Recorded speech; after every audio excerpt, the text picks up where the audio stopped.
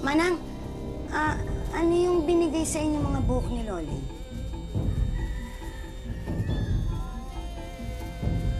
Mas mabisang gayuma kapag naorasyonan ko. Jack, agad-agad siyang magugustuhan ng lalaking mahal niya. Si Fernando ko?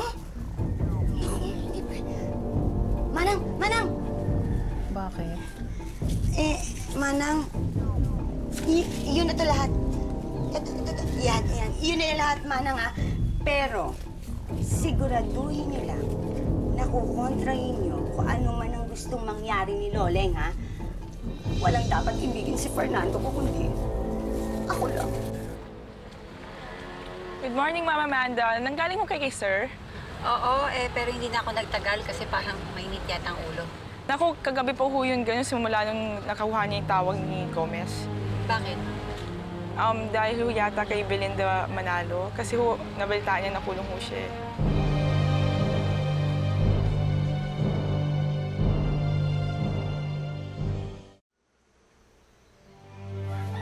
Nay!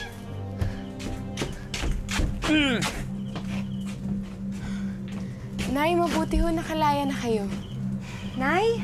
Ay! Paano kayo nakalaya? At yung suot ninyo? Nanghiram ako ng damit.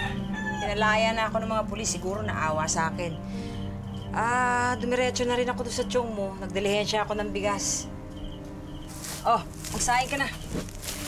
Gutom na ako. Ito, laban mo. Diyos ko, sakit ng ulo ko. Magandang hapon po. Nakakulong nga ba si Belinda Manalo? Oo, pero laya na ho. Kailan pa? Hindi ba sinabi ni Mayor? Siya pa nga po ang tumawag dito sa amin kagabi para palayain na po si Belinda.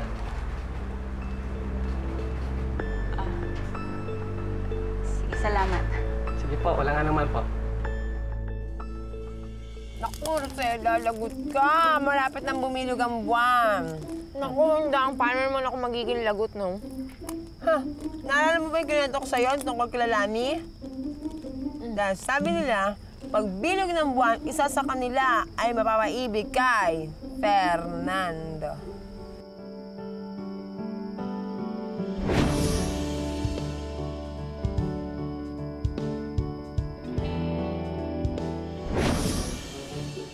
Naku, Hundang, hindi ata ako makapapayag niyan.